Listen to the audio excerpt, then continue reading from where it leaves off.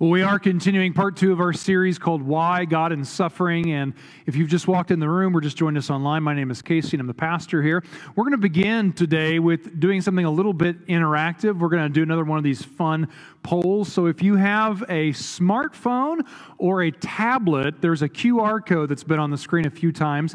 I have it on good authority. You can open up your QR reader and just aim it up there, even if you're up in the balcony or the back of the room, or if you're at home, it's there on your screen. If you scan that, it's going to take you to a little interactive poll, and we're going to leave that up there for just a second, and that poll is going to ask you a question, and this is the question. Which of these things can not be recycled? Which of these things can not be recycled? And you're going to have 4 options. Option A is going to be instrument strings. So you saw Scott and Blake up here jamming on the guitar. We're talking about those kinds of instrument strings. B, tennis balls. C, mirrors. Or D, crayons. Which of these things cannot be recycled?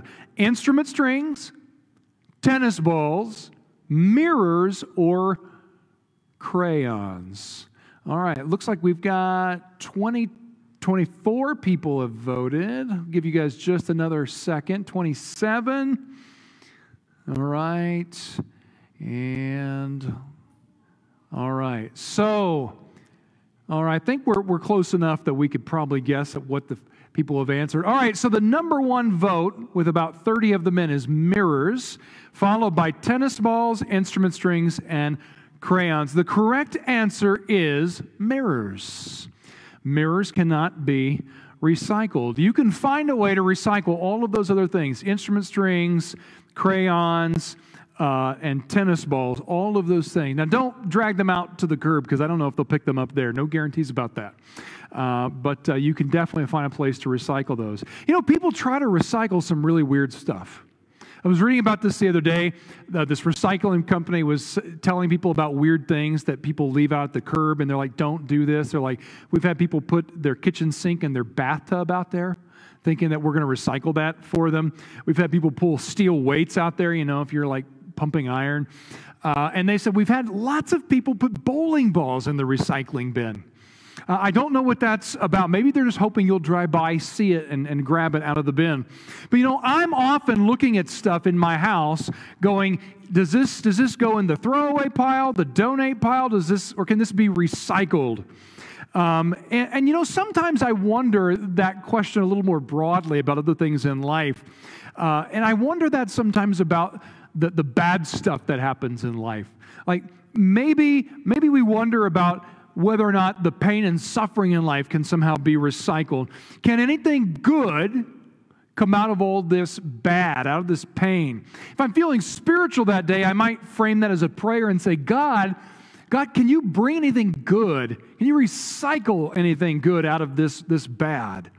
I look at all the suffering in the world. I see the tragedy in Afghanistan, or I hear about some of the shootings that happen sometimes here in the broader Champaign-Urbana community. I think, God, can anything good come out of this bad? And I think that's one of the questions we sometimes ask as we wrestle with the question of why and God and suffering. And I'm a little bit encouraged to know that there are lots of people in the Bible who are wrestling with that same question. God, can you bring something good out of all of this bad? And one of those people who did that was a guy named Joseph. And Joseph actually came to an answer to that question, can anything good come out of all this bad? And today we're going to take a look at his story in the book of Genesis. If you have a Bible, print or digital, you might want to open up to Genesis chapter 50. It's the first book in the Bible, and we're going to read from that chapter in just a few moments, but we're going to kind of build up in Joseph's story until we reach Genesis 50, which is the end of his story. Joseph's story runs from Genesis 37 to 50, a full 25% of Genesis. Taking up all of that space, it's almost like somebody is saying, hey, pay attention to this guy's story. And what is Joseph's story? Well, Joseph's story is what I would call a story of suffering and redemption. His story is full of suffering, but it's also full of God. And as we open up in Genesis 37, we learn that Joseph is a younger son to Jacob, who God had earlier renamed Israel. Genesis 37 says, "Now Israel loved Joseph more than any of his other sons because he'd been born to him in his old age. And so Israel made an ornate robe for Joseph," or some translations say a coat of many colors. When Joseph's brothers saw that their father loved him more than any of them, they hated him and could not speak a kind word to him. So a parent plays favorites, which creates resentment. Joseph, though, was also a little bit of a tattletale. Anytime his brothers would do things to kind of get into trouble, he would run and tell Dad about them. As if all of this weren't bad enough, Joseph has dreams that imply one day he, the youngest, will be in charge of the whole family. And it's implied throughout his story that this ability to dream dreams of significance and later to interpret them is all a gift of God. Now, none of that is impressive to his brothers. In fact, they plot to punish Joseph. Some even want to kill him. What they compromise is on throwing him into a deep hole and selling him into slavery. Not much of a compromise, frankly, if you ask me. But they go back and they tell their father that Joseph has been torn to shreds by a wild animal. He's dead. Meanwhile, slavery has taken Joseph south into Egypt, where he comes into the service of one of Pharaoh's royal officials. Let's pause the story right there for just a moment. At this point in the story, Joseph is not really a likable guy. He's an immature young man who is sucked into really unhealthy family power struggles. And he doesn't really make it any easier on himself. And frankly, I think that could probably describe many of us. How many of us would say we've got unhealthy dynamics in our families, either the family we grew up in or the family that we've made, or honestly, maybe a little bit of both. But how many of us have been sucked into those painful arguments? He said, she said, you said. How many of us have reacted to immaturity with immaturity of our own? How much suffering starts in families? I would bet quite a lot. And we often get sucked in and become complicit in that unhealthiness and in that sin. But none of that is to say that Joseph deserved what happened to him. Thrown into a hole and then becoming a victim of human trafficking is not only unfair, but it is traumatizing. And some of you, I think, at some point in your life maybe have been told that you deserved some of what you got. You deserved your suffering. And while it's true that some of the things that we experience, some of the pain and hurt we experience in life is self-inflicted, not all of it is. In fact, maybe much of it is not. Sometimes, in fact, we even suffer for doing what's right, which Joseph found out the hard way. For a long time, his life seemed like one step forward and two steps back. He was a slave, but in Genesis 39, we're told the Lord was with Joseph so that he prospered. And in fact, his work impressed Potiphar so much, his master, that he put him in charge of his whole household, which was really kind of like a small business. He was promoted to regional manager. But when Potiphar was away on business, his wife tried to seduce Joseph. And Joseph did the right thing. He rebuffed her, says, I can't do this to the person who's trusted me with so much. And when he turns her away, she then accuses him falsely of trying to take advantage of her, of rape. And because of this, he's then thrown into prison. All because he tried to do the right thing. And some of you have probably experienced that as well. Some of you probably discovered somebody or somebody doing something wrong, and you brought it to somebody's attention, and instead of being patted on the back for it, you were penalized for it. The story continues in Genesis 40 and 41. Joseph has another one of those step forward, two back moments. Two of Pharaoh's officials get thrown into prison with Joseph. And while they're there, they have these dreams that Joseph knows mean something about their future. And he's able to tell them what they mean. Both of them get out of jail. And he says, when you do, remember me. Tell Pharaoh about my unjust treatment. But the Bible says they forgot Joseph. And so he continued languishing in prison. But eventually, one of them did remember Joseph. And they remember when Pharaoh had this dream of some significance, an ominous dream that nobody could understand. This man remembered that Joseph was able to miraculously understand dreams. So he tells Pharaoh, and Pharaoh springs him out of jail. And with God's help, Joseph makes sense of the dream. And the dream was warning Pharaoh to prepare for this years-long famine that was coming. And he's so impressed, he says, Joseph, I want you to be my number 2 man. Nobody will be ahead of you in Egypt except for me. And your job is to get our nation ready for this disaster. And Joseph is so successful at helping Egypt to store away food that all the other nations come back to Egypt and say, please help us. And wouldn't you know it, that some of the people who come looking for help are Joseph's family. The ones who hated him, the ones who got him to Egypt in the first place. And when they reconnect with Joseph, they don't recognize him right away, but what they do is they do bow down before him, just as his dream long ago said would happen.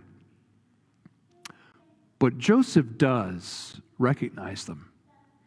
And as we, at first, we read it in Genesis 42, that Joseph pretended to be a stranger and spoke harshly to them. I mean, who can blame him, right? Which of us would not want to do that? It's totally normal to feel the sting of betrayal and mistreatment and trauma. It's okay to feel. But what's not okay is then to stew in our bitterness and to plot payback. And Joseph steps dangerously close to that line for a few chapters. He's thinking about payback. And he uses his power to manipulate and terrorize his brothers, even as he's agreed to help them. Finally, in Genesis 45, the emotions that he's trying to balance just break. And he breaks down in tears. He reveals his true identity to his brothers. Now imagine being in their shoes in that moment. Imagine you bullied somebody for years. You are the bad guy, by the way, in this story. You bullied somebody for years, and now you've gone to interview for your dream job, and guess who the person interviewing you is? That person you picked on and bullied for so many years. You're going to be sweating bullets, right? And that's what they do. The Bible says that they were terrified at Joseph's presence. But his response in Genesis 45 totally surprises everybody. And what he says there, he repeats later on in Genesis 50 after their father has died because they're afraid now Joseph's going to want to get payback. Now, let's read what it says in Genesis 50. We're going to pick up reading at verse 15. When Joseph's brothers saw that their father was dead, they said, "What if Joseph holds a grudge against us and pays us back for all the wrongs we did to him?" So they sent word to Joseph, saying, "Your father left these instructions before he died. This is what you are to say to Joseph. I ask you to forgive your brothers the sins and the wrongs they committed in treating you so badly. Now, please forgive the sins of the servants of the God of your father." When their message came to Joseph, he wept. His brothers then came and threw themselves down before him. "We are your slaves," they said. But Joseph said to them, "Don't be afraid. Am I in the place of God? You intended to harm me, but God intended it for good, to accomplish what is now being done, the saving of many lives. So then don't be afraid. I will provide for you and your children." And he reassured them and spoke kindly to them. Joseph looks back over his life. He reviews his own young immaturity. He remembers being thrown into a pit, being sold into slavery, false accusation, remembers prison.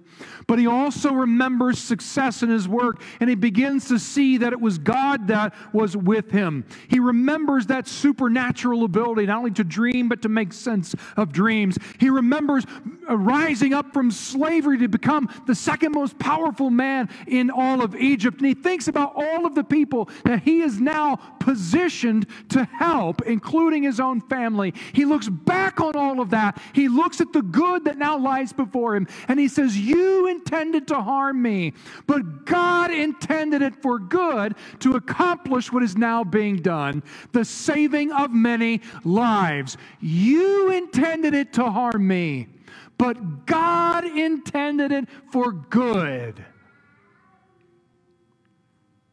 Is anybody hearing what I'm saying today?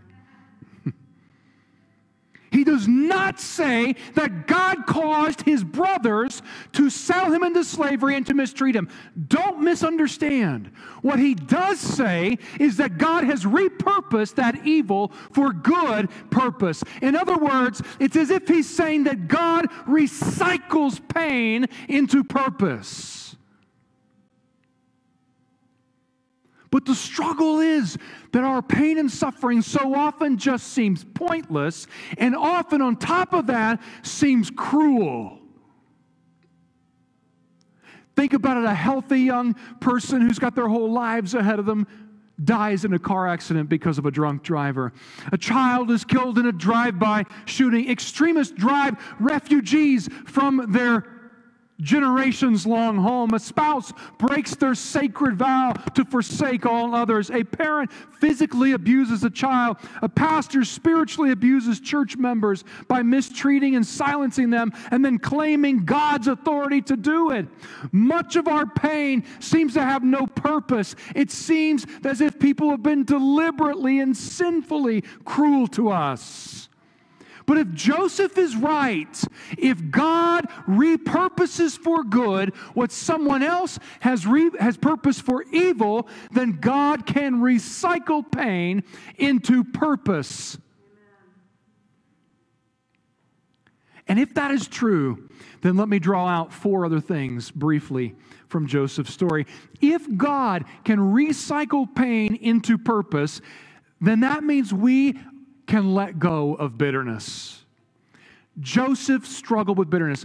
Sit down and read his whole story sometime this week, would you?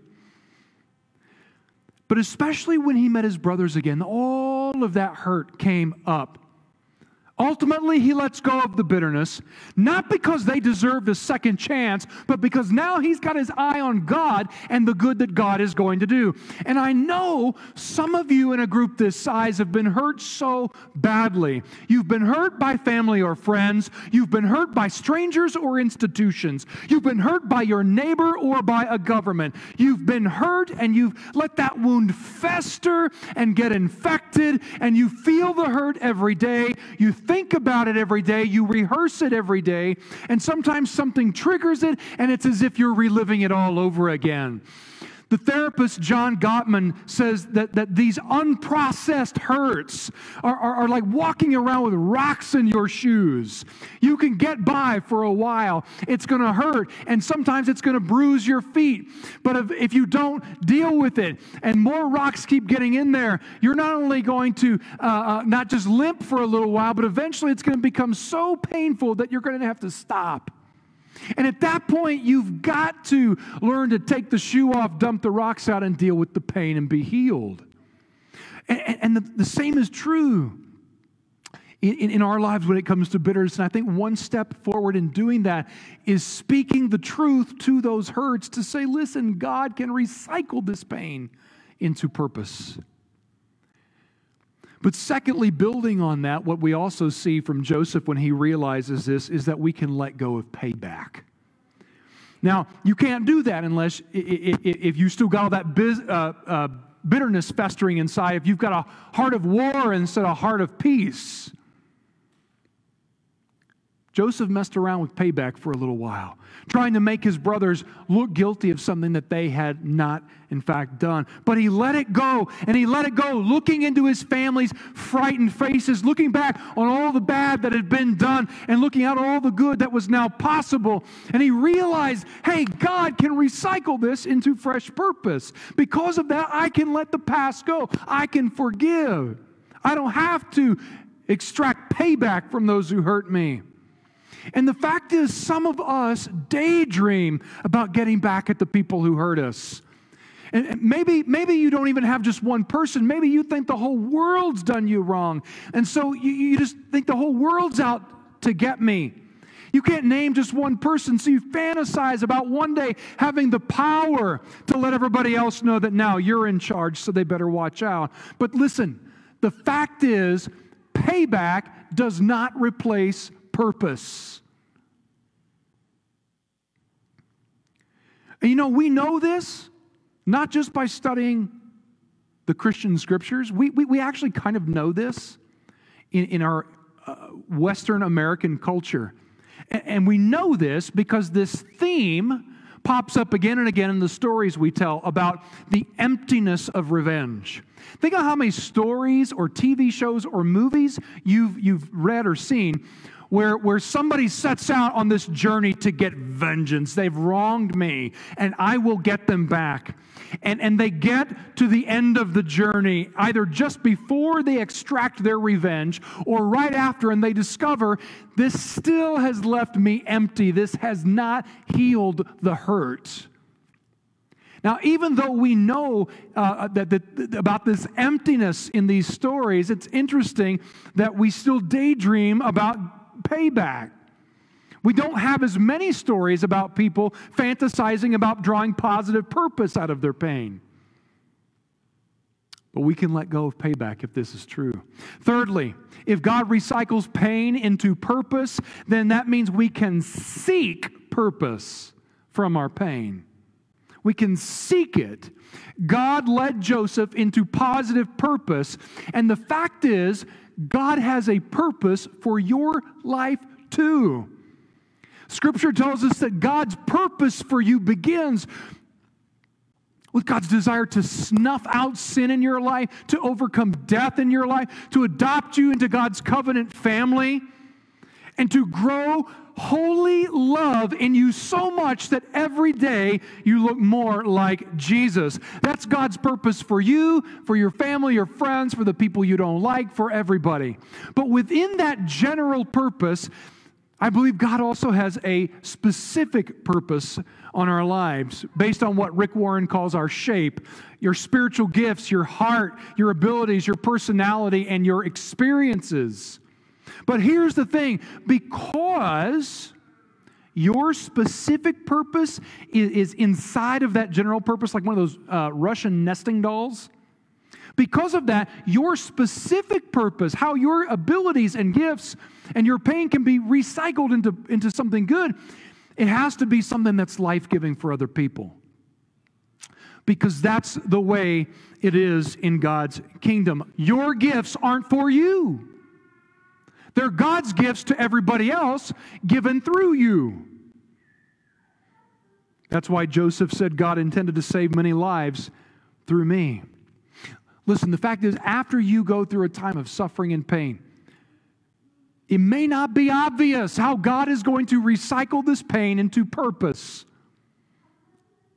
But you can open yourself up to that purpose. You can make yourself available to it. You can come and you can lay your pain at the feet of the cross, and you can say, God, I don't know why it happened. I don't understand this pain, but I am giving it to you. Recycle my pain, God, into good purpose.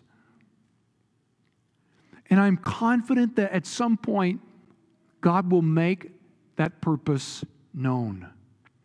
I know that not only because Scripture describes it, but because countless saints over the centuries have found God doing that in their lives, from St. Paul to St. Augustine to Corrie ten Boom to Martin Luther King Jr. to Johnny Erickson Tada. Someone might have hurt you without purpose or with a malicious purpose, but God says, I can recycle that into something positive, something God-honoring, life-giving, and kingdom-minded. But what about when we're in the middle of the hurt? Well, that's the last thing we see. If God recycles pain into purpose, then that means we can trust God in the middle of the pain. You know, we're not really sure when Joseph became aware of this truth about God and suffering. He might have gone years without ever this occurring to him, not knowing what good, if any, would ever come out of all that hurt. But by the time he meets his family again, it's come to him. And he looks back and he sees all the hurt, and he can see how all of the dots now connect. He sees God's hand weaving through all of that. He sees God recycling the pain into purpose. And suddenly he is aware in a fresh way of God's goodness, God's wisdom, and God's providence. Providence is what we call God sustaining, controlling, and guiding us to our ultimate destination. God bringing to good in our lives the thing God has always wanted. Joseph trusted God's providence, and we can do that too. We most need to do it, though, not after the pain, but in the middle of it. But listen, this is so important to know about this. Knowing that God recycles pain into purpose does not mean that we know during the pain what that good purpose is going to be. You see the difference? You can be confident that God will bring something good, even though right then you don't know what that's going to look like. Like Joseph, we may not see it until much later in life. You may not even see it until you step into eternity and meet God face to face. But like Job last week, Joseph had to answer the question, can I trust God? Can I trust God through my suffering? Can I trust God with my suffering? We may not see what God sees, but if we believe God recycles pain into purpose, then we can trust God in the middle of that pain. We can face suffering with faith, even as we ask why. We can be confident that good will come, not because we know the outcome in advance, but because we know our good God. And Joseph trusted God just as Jesus did. In fact, Joseph, we could say, anticipates Jesus, who was rejected by his kindred and suffered injustice. But what did Jesus do? He trusted his heavenly Father in the middle of that pain, even when he knew it was coming, to recycle the pain of the cross into good purpose. And the Father did it. The Father did it. Where the world intended harm by crucifying the Lord of glory, God intended it for good, for the saving of many lives. And because of that, new and never-ending life is available to us now, because Jesus trusted the Father in the middle of his pain. And God can do for you and for me what God did for Joseph and for Jesus. God can recycle pain into purpose. Let's pray. God, we thank you for this story of Joseph, who points the way toward the story of Jesus, both of them suffering, and yet you brought great good out of their pain. God, some of us today may be in a place where we're more focused on thinking about something that happened to us in the past. Some of us may be more focused about something painful we're going through right now. God, wherever we're at, would you help us to know and to trust in this truth about you, that you recycle pain into purpose. Help us to trust you with our pain And God, we are bold to ask you, because of the promises we see in Scripture, because of the experience we've seen of saints before, that you will do just that. We claim this truth today, God, in the name of Jesus, your Son. Amen.